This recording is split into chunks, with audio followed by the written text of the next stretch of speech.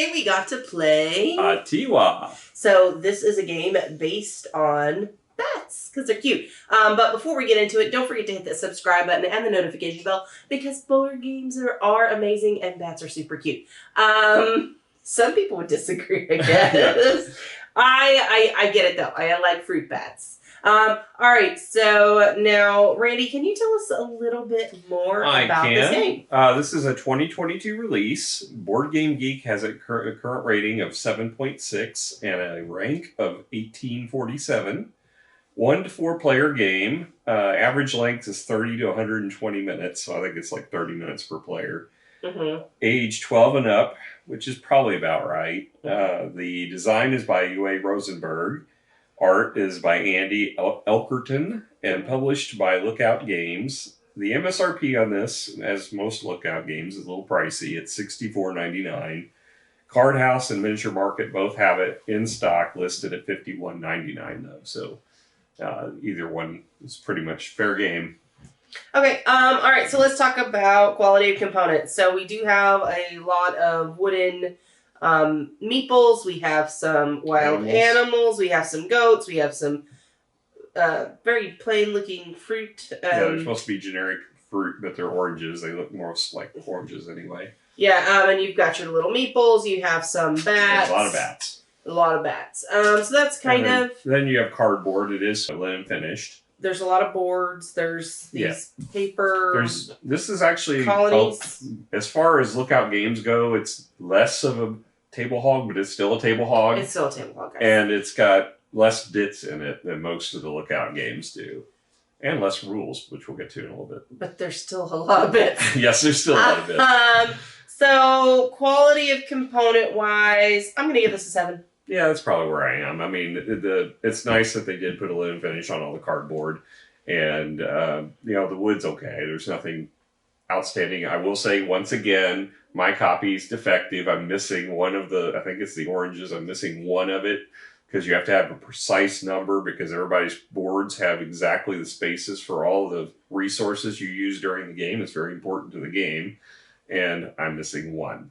We have to pull out a pumpkin or something. Yeah, I'm going to have to pull out one of our I could probably 3D print. Yeah, I don't need to. We got Stonemaier pieces we could pull in, so it's no big deal. we got Just options. Frustrating. Yeah, I mean, I could. Yeah, so we'll figure it out. So let's move on to actual theme. So the theme is that you are leading a tribe, and you have a couple of options. You can commune with the bats and have the bats living with you as they surround your area. Basically, you're creating a little village, and you're building a village. Yeah, and there's this play with the bats, but you got to feed your workers because it is a it's all game. The whole thing is all designed to kind of explore how people live with the bats, and it's right. This is obviously it looks like a passion of UA Rosenberg's because there's a whole separate book in the box that's talking about the lives of fruit bats, which is really cool. Well, okay, so I'm with him though because I've learned so much things about bats. They're great at eating bugs. They're great at pooping. Well, I actually want a bat house. You're never going to let me have a bat house in our yard. I think we already have a pretty batty house. I don't know if we need that. But I totally would. So I get him with it. But overall, I mean, I do think there's a lot of integral play. It's very involved. Yeah, I mean that's really going into the mechanisms of the gameplay. It's interrelated deeply into how the play works, which is both a good and a bad for this game, which we'll talk about in a little bit. So overall, theme-wise, the art's okay, but I do think it's integral. I'm going to give it an 8 on theme. A, because I kind of love it. I love the whole bat thing, and the artwork's all right, and I think it is integral to gameplay. I'm probably going 8.5 just because I think, because it is such a passion, obviously, of UA's or someone that was involved in the game, because they went in and, like I said, they took the time to write a whole separate book about that. And it definitely goes through how the interaction of all this stuff works. Bats are awesome. And, so it's neat that they turned that into a game mechanism, the life of living with bats into a game mechanism. And I thought that was very impressive. So I'll give it 8.5.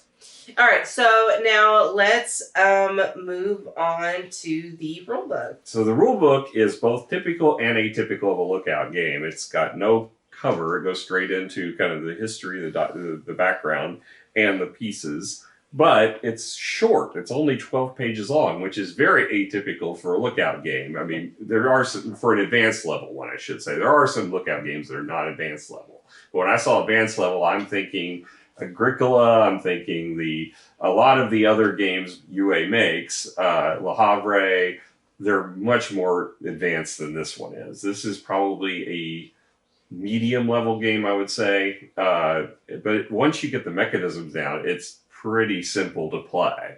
The rules do a good job. They have a lot of pictures in there explaining how to set everything up, making sure you leave space, which was very tough with 3 players on this table. I mean, almost impossible with 4. I think we still had to use some auxiliary tables. I ended up having to use them. No, I didn't have to end up using one. We got them just were in close. case. We were close. Because there is territory building in this game. Yeah. The rules are color-coded and sectioned nicely. I really like when they do that in the rule books. Mm-hmm. And they were very clear. There was really no confusion other than the facts that there's just a lot of complexity until you get the basics down. When you start running through the turns, it's really just a worker placement game. It's not that complex. But it's, as you read through the rules, there's just a lot of little things. And once you get it, you get it, and you probably won't forget it too much about it because it's pretty straightforward once you actually get it. And they have really good cheat sheets. The cheat sheets are kind of amazing. Every player, they have them player coded on the back, and so each one gets a set of 3, and then a 4th card, which is part of the game. So I'm going to go ahead and probably give this an 8.5. I think as far as the rules, I think they did an excellent job. I think it's just a tough subject to try to get all these little intricate rules in. I think that the only thing that was missing on the cards was really the scoring. It's all about how to. I mean, there is the feeding aspects and how much things are Everything worth. was kind of there. Yeah, I mean, the scoring's pretty much add up stuff at the end, so it's not really a hard scoring. So. Maybe I'll go ahead and give it a 9. I'm going to go ahead and give it a 9 because I think they've done a great job on these. The cheat sheets were really fantastic. All right, so let's actually move to the gameplay. So start at the gameplay. You have one village that you are helping, right? And it's all going to work on that. And you have one little family. Position. You have 4 spots on your board. Yeah, 4 spots is going to be in your 3rd position. And you've got one little family, and that little family's here, okay? But then you have your rest of your board filled up, except for the missing family that is actually on the village. And based upon player turn order, you'll have either some starting food or different things you might get. You might get to start with a goat. You might get to start with a wild animal. Yeah, depending on turn order. All right, so the first thing that you would do is you've got your 3 people here. Okay. Yep. All right. And we're going to take turns. So if I'm first player, I will put my guy out first.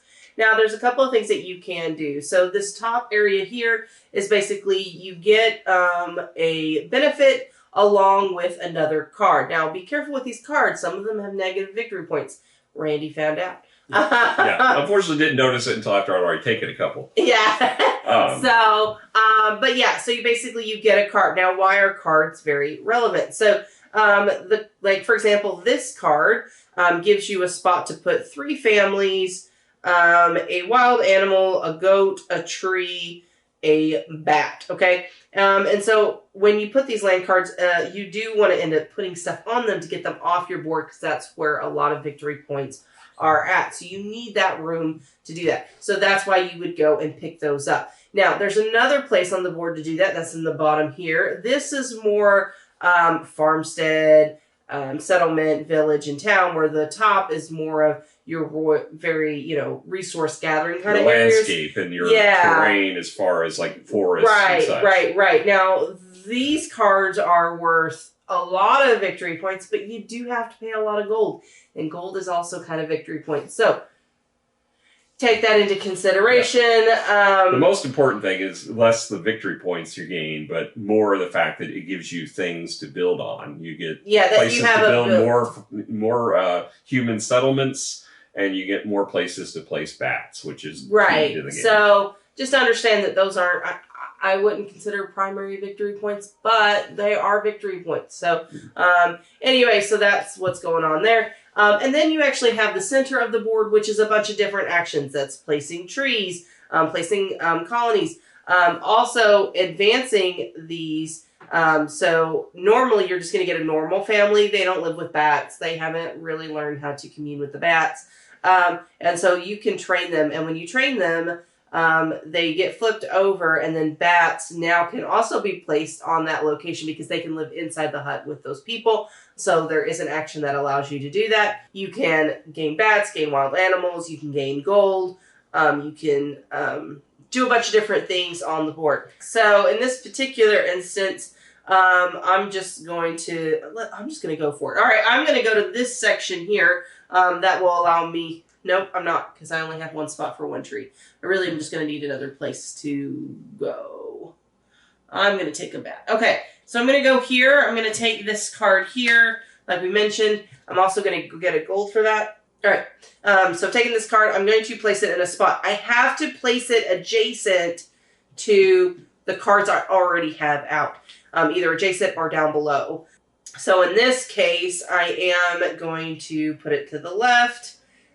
Just to make my village cool. It's next to a steep now. So the reason placement is important is at the end of a round, which we'll get to here in a little bit, your families that have not trained to live with bats will produce pollution. And the pollution has to be placed in the upper left square, that is the first open square, of the furthest left terrain tile that you have. And that's not got a pollution already on it. So it doesn't matter if it's got an animal or a hut or whatever, it's going to go in that space. And if it's got something on it, you lose it. So you want to keep open spaces furthest to the left if you are going to have pollution you have to worry about. So, your positioning, for example, has a bat on that square. So if a bat was placed there, the pollution would wipe it out. So you got to be cognizant of that when you're placing. So when I played, I was trying to be very careful of placing open squares up in that area. Because, there are ways to populate those open squares, which we'll talk about in a little bit as well. But, it's safer to put an open square than one that's populated or has a picture of an animal or a terrain of some kind that you need. So I've done my first action. So Randy, will you take an action now? Well, I didn't set my board up for play, but I'll place a thing on it here. Now, one of the things that's cool about this game, and one of my favorite attributes of it, is the rounds actually have spaces that change based upon the position. So for round one, the first spot is what's pictured on the board, but each round we're going to slide one of these down, and it shows you what round you're on and keeps track of the round for you, and also changes the distribution of what reproduces for you at each round, and changes the dynamics of what bonuses you get on these spaces, which is pretty cool. So I'm going to go, the first space is one of the few that you can place a hut and immediately train it, which is a cool thing to do, because I can immediately produce gold safely without pollution, and I'll have a place to put a bat. So I'll do that and assume I had a spot for that. Okay. All right, so I'm going to go here. I'm going to train a family and get another gold. So there we go. Now I don't have to worry about my pollution this round. Like the whole game, I only got one. I only had 3. Your dad went crazy with pollution. I mean, not horrible. 3, 4, 5, 6. So, but still. But I came in last, so it wasn't like the pollution really didn't pay off for you. So. Anyway, so we're going to continue, and we're going to end up placing all of our workers. Randy, I think I need a goat. Here we go. I'll get a goat and a gold up there. Oh, so you're cutting in line. Pretty much. That's how I roll. So after all of your workers are placed, then the end of round occurs. At the end of the round, the first thing you're going to do is generate income. So this is where the gold is produced based on your family. So for each family hut you have, you're going to produce gold in one of two ways. If you have a trained family, you automatically get a gold for that, just one gold for each trained family. For non-trained families, you have to sift for gold, and you're going to draw from this bag, and you're going to pull a token that's going to have 0, 1, or 2 gold nuggets pictured on it, and you get that much gold. Well, in this case, I got 0. But what you automatically get is pollution. And this pollution is going to take up permanently a space on your board. As I mentioned earlier, you want to make sure to keep things away from where those are going to place, because you know they're automatically going to place in the first square in the first open spot you have. So on my board here, it would go here because that's the first open square on a going left to right, top to bottom on my boards. If I got all the way to the bottom and I hadn't built more boards, it would start back up on the first board on the second square and start going around. So you don't want to accumulate a lot of pollution because you're going to have less places to place things on your board you create. Mm-hmm. All right. And so then you move on to the your personal board, and you go and get your quote unquote income. So you start off with the first row. If you were to have some wild animals on the board, on your other board, you will see it will have 0 trees, right? Eventually you'll get like 1 tree. I'm trying to figure out where to put this. Okay. All right. So if I were to take 1 tree, then I would immediately take the tree and place it, which then, okay, that row is complete. Then I move into the next row. Oh, look, I get a fruit, just 1 fruit. I'm going to have to put that on the tree. Okay. So great. Now I'm going to go to the fruit row. Oh, I get a bat. Okay. So I place my bat on my board. Okay, and then, I have 1 family out, which needs 1 food. I produce 1 food for milk with the goat that I have on placement. And so food is very, very important. If you have all your families out, it takes 25 food. That you don't have enough goats to make that much milk. So you have to start eating animals. And animals... Or fruit. Or fruit, yeah. I mean, the fruit's worth 1. The wild animals are worth 2. The goats produce 3, but then you're losing some of your production on milk. And also, victory point wise, it's better to eat the things that are further up to save you on victory points. Yeah. So there's kind of a little play there. And then if you obviously don't feed your workers, then it's -2 per one that you're not feeding. Who knew that food would be important in a Rosenberg game? Never happens in Rosenberg games. No, never. Every time. Which is fine. It's one of the reasons why I like it. All right. So then we move on to the fruit bats. So now one thing that we did not mention during the game, a free action is that putting a fruit bat there. Okay. So Dad over here's got a lot of bats on his board. He can choose at the once per turn, he can take 3 bats. The 3 bats can eat a fruit. The fruit can go back here. All right, and when he does that, he'll get a tree. And he'll be able to place a tree if there's a location for a tree. Presumably the bats are pooping, fertilizing the ground, and spawning a tree very fast. But yeah, that it's the cycle of life that they're trying to show. And then the bats at the end come back, and that's what the next phase is before feeding actually occurs. And you can place them anywhere. It's not where the spots that you had them. So maybe during... You can't place them anywhere. There's rules to how they place. Well, I meant you can place them on any bat location. So even if you had a bat location that ended up getting covered in corruption during your income phase, when you put them back, they're not lost, right? You just put them in different locations. Yeah, you can put them on any bat location, or you can put them on any open space that is on the same card as where you have a bat, because you can put any animal on an open space that has no picture on it, as long as it matches one that actually is pictured and you have that animal already occupying on it. So the empty spaces are not just dead spaces on the cards; they can be used, which is nice. So so then after the feeding then is the breeding. So each round has different things that will breed based upon how many you have. If you meet the criteria, you get one. It isn't for every two. In this case, like it's got two huts pictured. That means if you have two or more huts, you get one new hut. You don't breed one per two. Same for the bats. In this case, it's got one bat. If you have one bat, you'll get another bat. If you have three bats, you'll get one more bat. It's not additive. And then it's wild animals. Sorry, one wild animal, you'll get another wild animal. So it changes though each round how many you have to have and which animals or families will be spawned. So the whole game is all about managing your board, because you will run out of resources throughout the game and have to get them back on the board so you can use them again. And a lot of things cost resources. So like building these additional spaces for placing huts costs you trees. You have to spin trees regularly, or you're going to have to spin trees. So you'll be spinning trees, but then the wild animals will create them for you again, or the bats will fly away and create them for you again.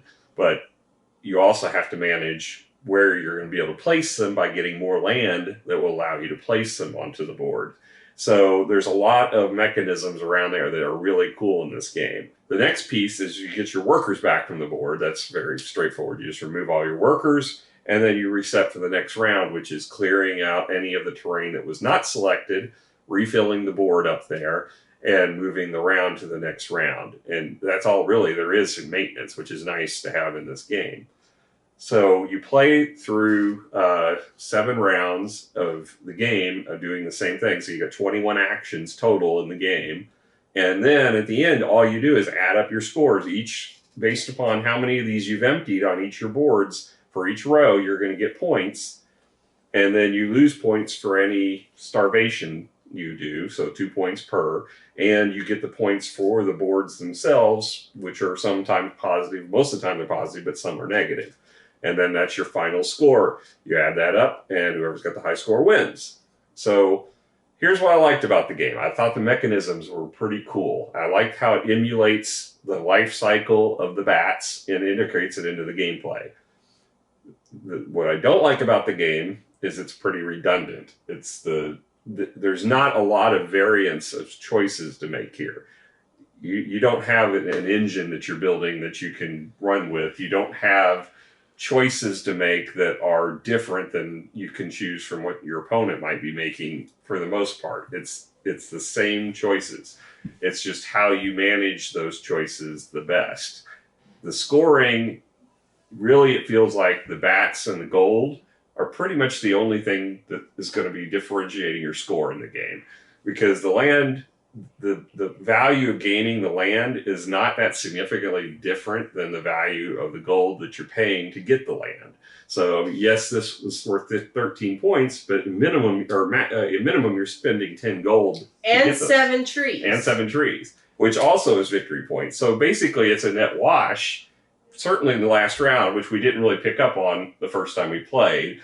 But the fact is there's better uses for your time and money than buying land to try to get, gain victory points. It's really about gaining more space. Well, okay, maybe, because here's the problem that I ended up facing. I ended up maxing out almost all my tracks around round 4 or 5. Yeah. And so I bought the land so I would have more resources, but the gold was gone, right? Yeah. So I only did it to so I could get trees put back so I could take them again. And that's actually my frustration is after round 5, I was pretty much stuck. I had to figure out how to spend stuff to get me victory points so I could end up getting them again. I mean, it was kind of frustrating. Yeah. The families generate gold, which is good, but the fact that you have to feed them so much, there's really nothing that scores more than just getting bats. And the bats, you don't get points for the first 10, I should point out. But after 11 up, it's just free points. Yeah. Every bat you get. Bats are way more powerful. I almost feel like here's what I think. I think there's a sweet spot in the villagers. It's like right where the milk comes off, maybe you can kill a few of the wild animals, and you get the feed because you get the gold every round. And then after that, you just want to put bats on your board. Yeah, and that's the other problem is there's a couple of the terrain tiles that are specialized on bats, super specialized. Like one of them has every space that lets you hold a bat, and then there's another one that's the haunted house, which I actually love the theme of that one. There's a house that's surrounded by bats, and I was like, oh, this is awesome. I wish this would have come up when we played. But those two are going to let you store an enormous number of bats without having to worry about having family houses to really store them. So those two tiles are super powerful. Now the haunted house one is negative victory points, so it's a balance. But the other one was positive victory points and 9 bats. Well, but there was still one that was like, it had a wild animal, a goat, and a bat. But then it had 6 empties, right? So it's like, okay, I can put a bat here and then 6 more bats, which I ended up doing. Or I was starting to add. That was my next card that I was adding bats to. And the other piece of it is, at the beginning, I didn't realize how important bats were. Right. But it was 13 victory. I mean, I ended up with 13 victory points in a game that only scored, averaging, well, I got 100, you got 90, 97. So that was 1/10 of my points. And honestly, yeah, so, and then the rest of mine was mostly kind of the gold I had and a little bit of this, a little bit of that. But yeah, it just seemed after round 4 or 5, I was pretty much, okay, why isn't the game over? I was kind of done with the game at round 5, because I maxed out everything, and it was just, there was literally turns I couldn't do anything. It was like the first round of the turn, and I was like, I can't go here because this doesn't get me anything. I can't go here because this doesn't get me anything. I can't go here because it doesn't get me anything. Like, it was just, I was like, okay, how do I spend my crap? I mean, and I didn't love it. That isn't to say it wasn't a good game. It's not. It's a functional game. It just wasn't my favorite because we like engine builders that can just keep rolling. Well, there's an obvious like.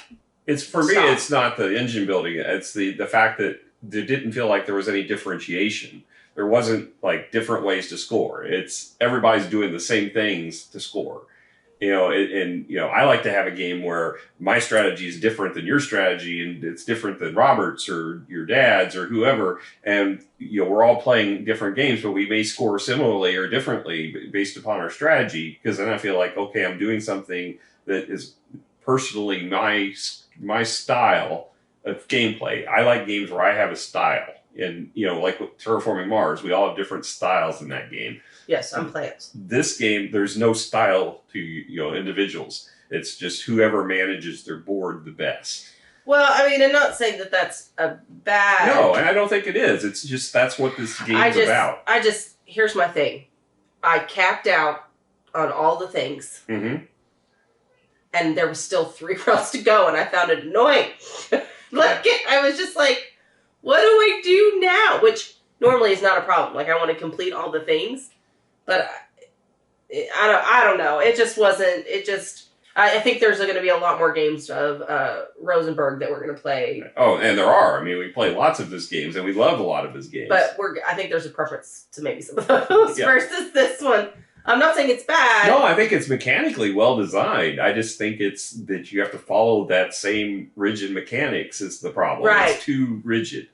But as far as our tastes. Now, if you like that resource management, limited resources that you've got, you start out with, that's all you're getting, this is the game for you. I do think there is a play of knowing when to spend so you can actually earn them again. And I was starting to play with that in round 6 and 7 because I was able to buy a board with just enough of the stuff I was earning on my income. Yeah. So it was like every round, it's like, okay, every round I could buy this one card and basically I'm saving my victory points through the card.